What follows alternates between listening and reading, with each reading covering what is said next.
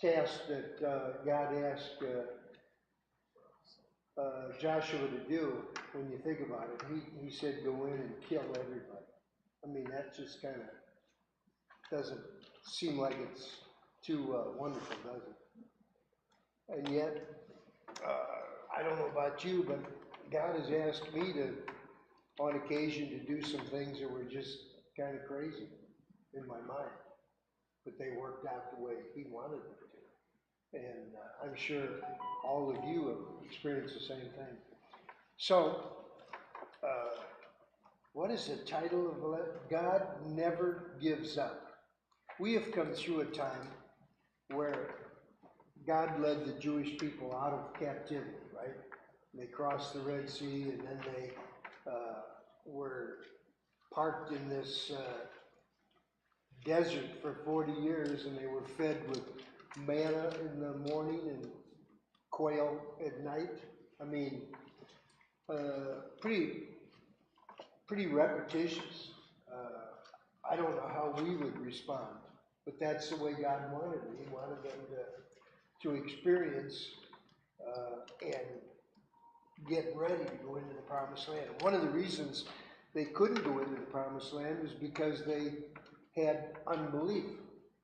And I don't know about you, we live under totally different circumstances. We live under the grace of Jesus Christ.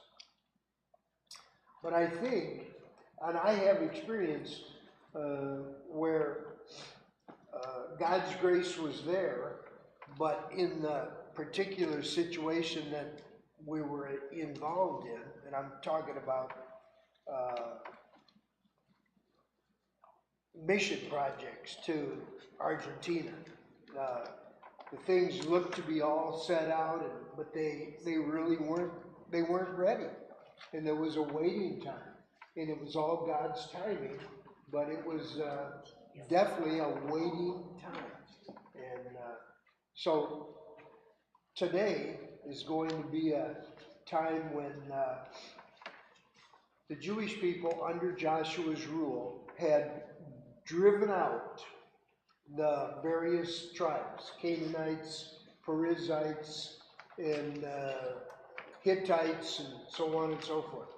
But they had not driven them out totally.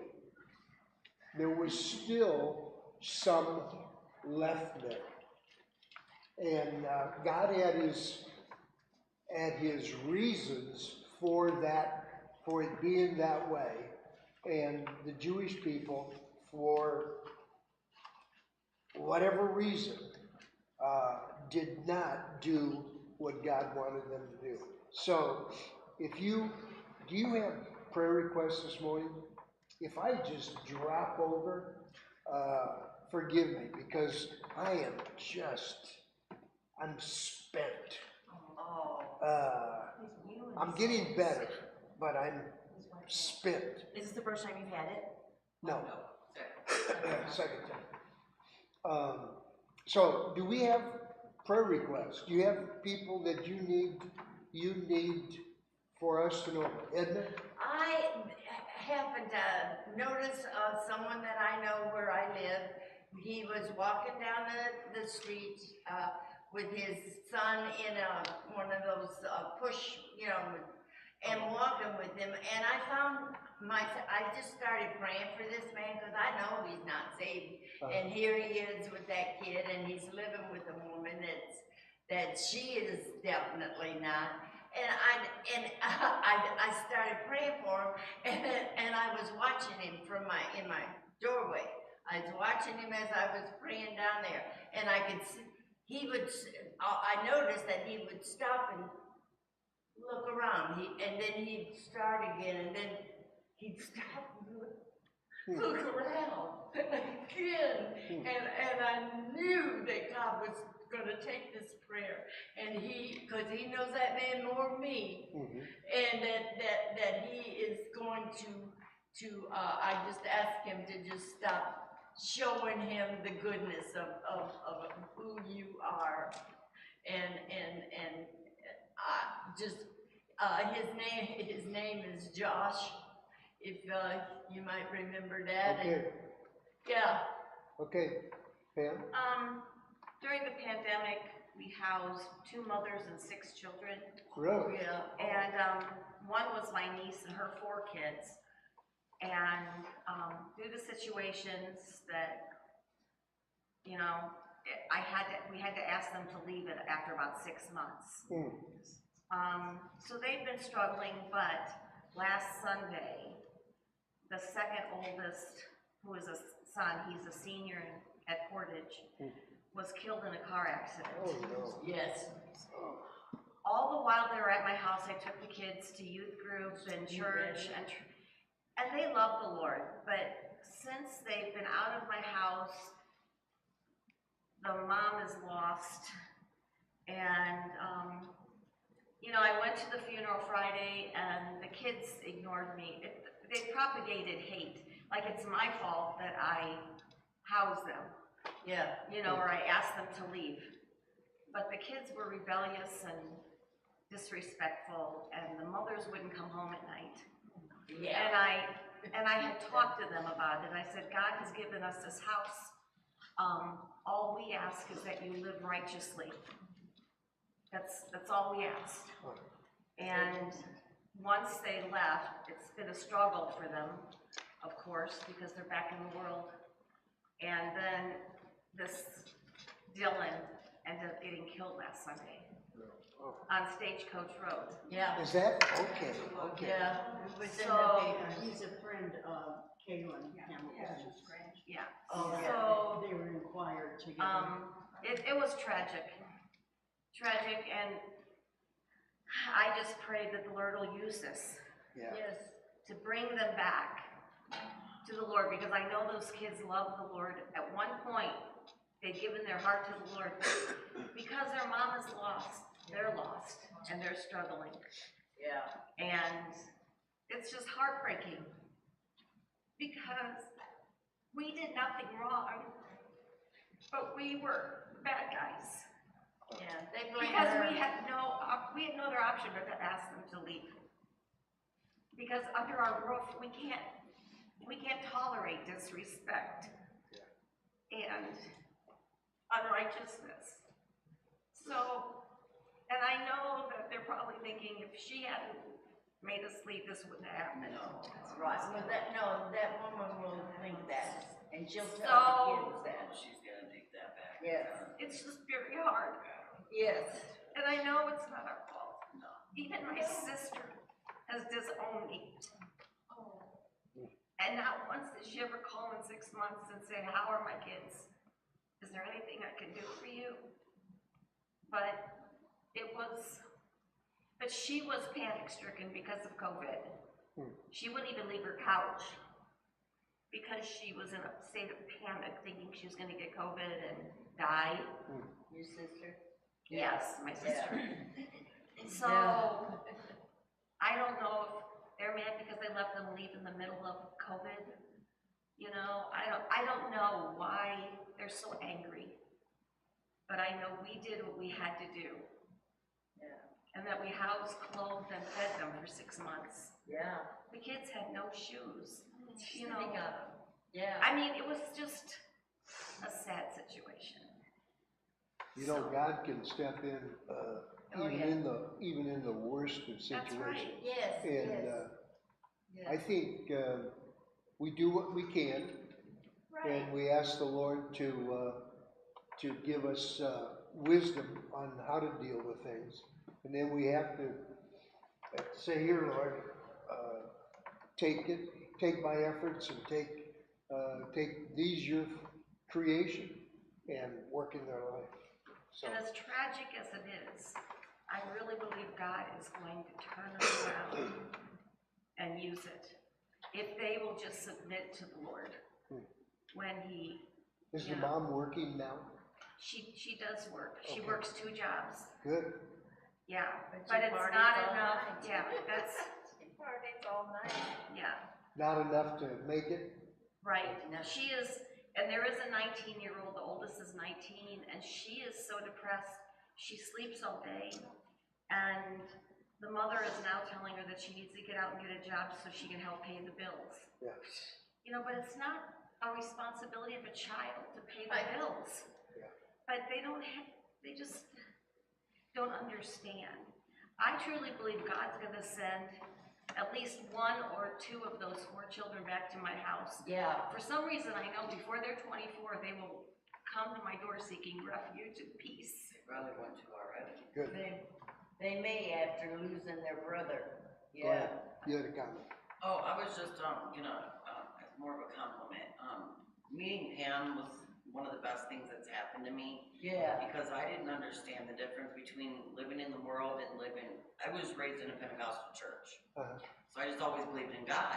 yeah, But look. she started teaching me about people of the world and in the world, and at first I was like, I don't know what's wrong with her, something's wrong with her. You know what I mean? I didn't understand it at first. Yeah.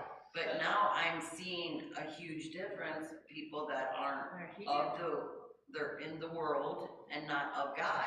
Yeah. Well, me just believing in God, I thought I could, do both, live both lives. Yeah. But no, God will reprimand you quicker than anything. Yeah. And I think that's the biggest, They had a hold what on we you. need to learn, people Yeah. need to understand, it is 2 different worlds, literally. You have to let your old life go, put the old man away and Yes, reform, and no look So, back. but and if it wasn't for her, I would never have understood that, and I'm 44 years old, Yeah, and I thought I've been following the Lord my whole life. Which, I have, but I've been, I guess I would have been a hypocrite, but I didn't know it, I wasn't aware of it. Right. When I beat myself up, I would, go drink and just numb myself. Yeah. But then I would pay consequences and didn't understand mhm. that it was the man upstairs being like, hello, let's not do this. Yeah. So, Man so I thank upstairs. you for showing me the difference, because I would have never known. Do you think God has a way of getting our attention? Oh, yes. That's really what Judges is all about. Joshua led the people to conquer the land, Yes. but he didn't rid all of the people in there. There were 12 sons, right? Yes. Then the land was divided up and given to the 12. But the 12 had to go in and further rid the land. Now to me it's kind of puzzling why God didn't just get rid of every one of them when Joshua was in charge. But I've come to the conclusion that if there's no struggle, if there's no working in our lives, then we're not going to grow closer to Jesus Christ. And that's what happened. Go ahead. Well, the lesson says that God allowed the Canaanites to remain in the land in order to test Israel. Faith needs testing to become strong and true. So he left them there. Yeah, he purposely did. to test. There was one tribe that, Jerusalem was the capital and Yes. still is. But there was one tribe that was left there, and I think it was the Canaanites. But even David was not able to drive them out. And they were a constant thorn in David's side because he didn't do what the Lord wanted to get every one of the foreign people out of Jerusalem. It's kind of amazing. So, have you heard things that we need to pray for? Can you give us just a name, Pam? Well, Heather, Okay, Haley, Caleb, and Bella. okay, all right, That's the remaining, the 3 children, and Okay. the mom is Heather. okay. Do you think God can take care of that situation? No, definitely. Yes. So, we can't force Heather and the children to do what they're supposed to do. But we have an obligation to pray that the Lord will get a hold of their heart. So let's us do our part in coming to good ends for the whole situation. Any other things Well, you want? remember the Ashfords. Ashford's, The oh, funeral is Tuesday. you know, you just wonder how much people can go through and, be resilient enough to make it through. She's I mean, doing real good, yeah. You talking about? for now. I mean, she's so busy right now, and all the family is there right Yeah. now, you know. I know their boy has been in church with her several times, and, yeah. Well, Barb is, I mean, there's been a progression of Jim not getting better, and, then it came to a conclusion. How many of you were surprised when you got the posting that he had passed? I was very Yeah. surprised. Yeah, I thought he was just home, and Right. one of these days he was just gonna walk in Right. the door, but it didn't happen. So, okay. Anybody else, prayer request? Okay, I just want to encourage you that that was tough love that you did. Yes, it was. And as a Christian, we can't allow things to happen. You know what I mean? We need to make a stand. And I know I have two sisters. When my dad died 2 years ago today, just have totally battle. I've been like an only child. Not only lost my dad, but I lost my two sisters. But I have one of them that is coming around. She never will say she's sorry, and she never has in her life. She doesn't know how. But I just, just love her when she comes to me. So it will happen. But my thing is, hurting people hurt people. And so the kids that are feeling that way, there's always, and I shouldn't say this, and I say this carefully, but we're always looking for somebody to blame for our problems and that kind of stuff. We need to take ownership for ours, but the society, I mean, the way we live, so many people, it's somebody else's fault, So I commend you for taking that stand, because that had to been hard, because it tugs at all of our hearts, but who we are as a Christian, that is not honoring to God to allow those things to happen. And so I say, thank you for doing that and taking a stand. It was uncomfortable, but God's going to use that. And I know that we lived in an apartment house 40 years ago in an apartment, and it was low income because we were, we didn't have a whole lot. And so anyways, we lived there, and so there was a couple that always was drawn to us, and so they would come to our apartment. And, I just tried to really minister to her everything. And she would listen, but nothing would happen. And what does she do? She goes to a garage sale and gets saved. Oh, right. And I think, wow, you know what I mean? So we never know. We are planting the seed. yeah, Right. And somebody at a garage sale, or somebody at the grocery store, or somebody. And so I have always prayed that, Lord, that help me, that I will plant the seed. But you know what? Somebody else is going to water it, and somebody else is going to come, and that's okay. It didn't have to be me. So I always think of that when people are gone wayward, and you just wonder, how's this going to happen? I say, Lord, pray somebody there. Yeah. And I had a co-worker that was dying, and he did not like me because I was a woman. He did not like me, and he was dying. And so I kept praying, Lord, send somebody his way, because I can't be that person. Right. And I kept praying and praying. And you know what happened? He had a friend from when he was in school, and his friend happened to be vacationing in Valpo, and he was getting ready to leave town, and his vehicle broke down. He went to the mechanic that was local in Valpo to fix his car so he could leave town.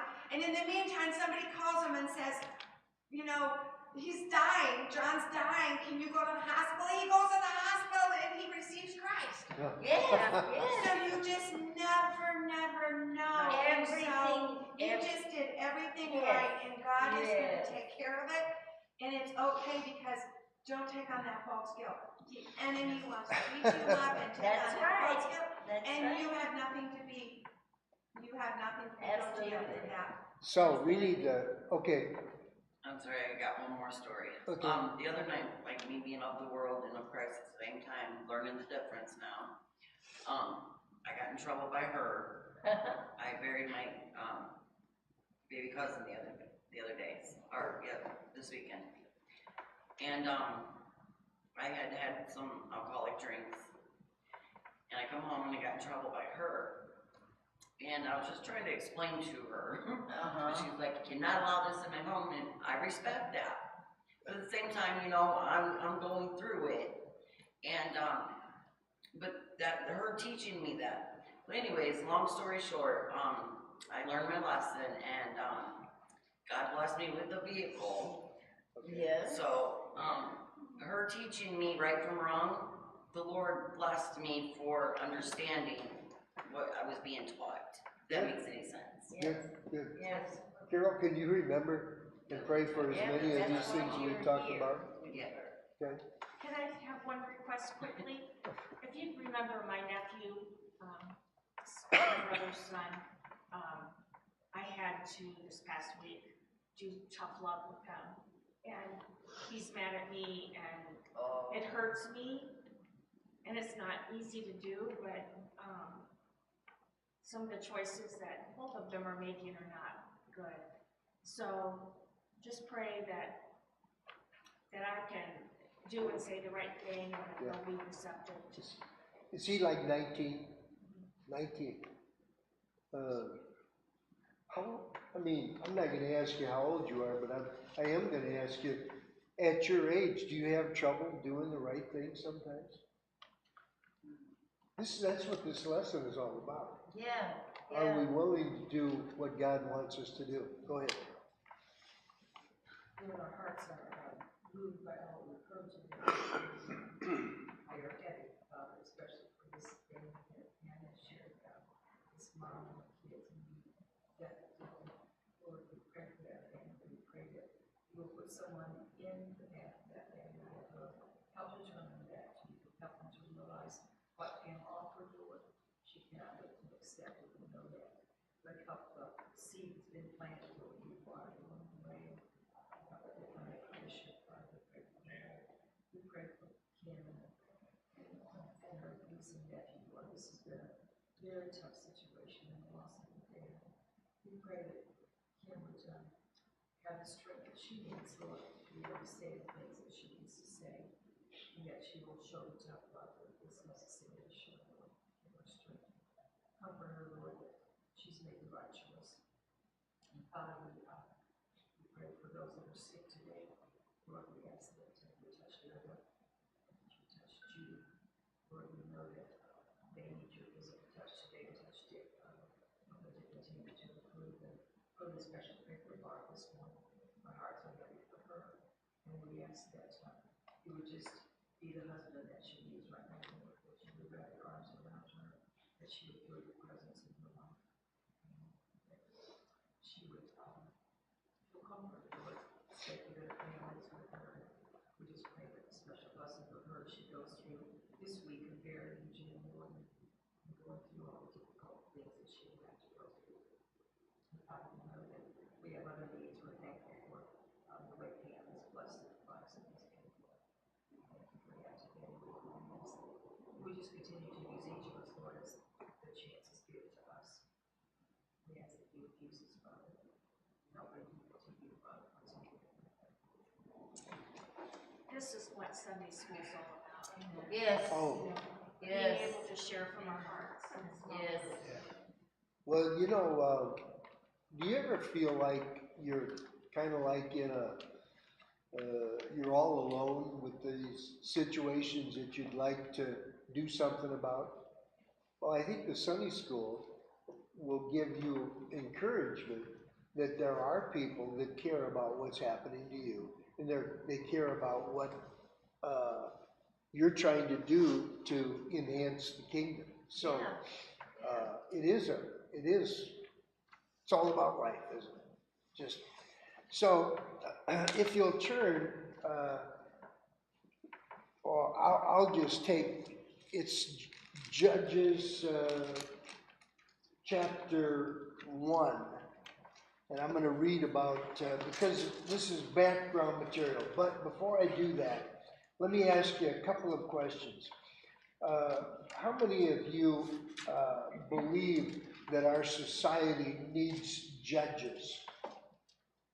Absolutely. Okay, yes. if you're shaking your head yes, why do we need judges? We Law only and have order. like 10 minutes. Yeah, Well, just, yeah. just give us It's in the a Bible. half a dozen, Yeah. reasons why we need judges. You have to be accountable to someone. Right. Okay, Right, alright. especially If those it's the who right don't person know to be God. accountable to. Yeah. When you were going through the will and the property that your mom and dad had, you would appear before judges to take care of some of the things, right? Well, we didn't. Okay, all right, the attorney did. Yeah. So okay, so Michelle, you said, you kind of indicated that, yeah, we really do need judges. Why, Yeah. why do you think we need judges? Well, just society. I mean, everything, so many things are backwards and wrong.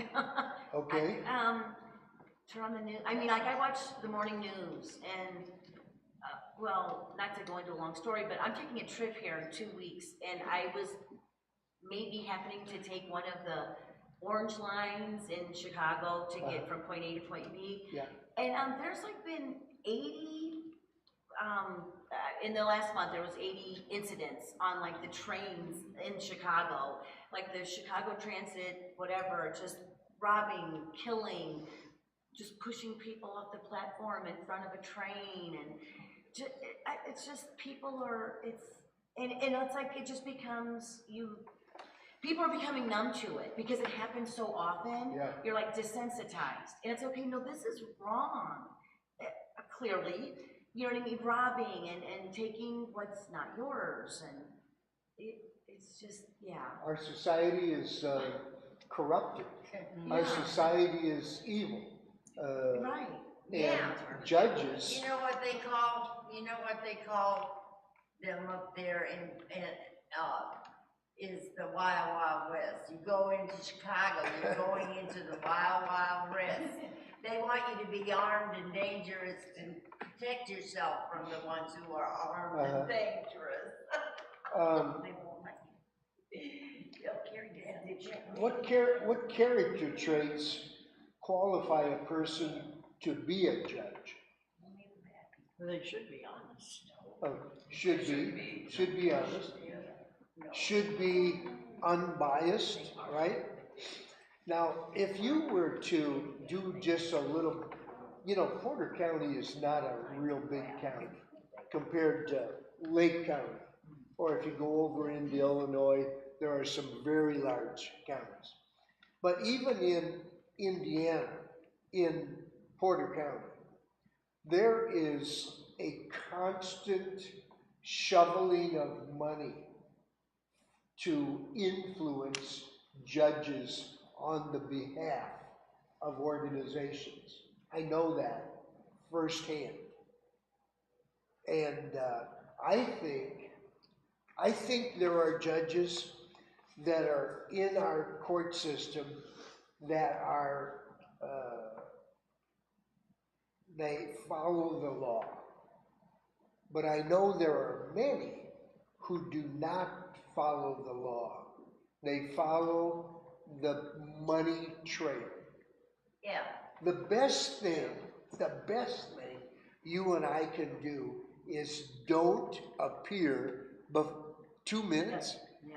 The best thing is do not appear before the judge. That's right. Stay out of conflict. Stay out of disagreements.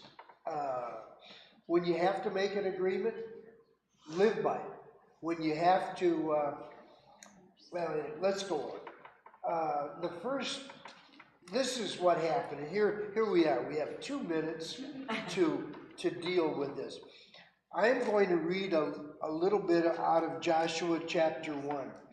After the death of Joshua, the Israelites asked the Lord, "Who of us is to go up first to fight the Canaanites?" The Lord answered, "Judah shall go up. I have given the land into their hands."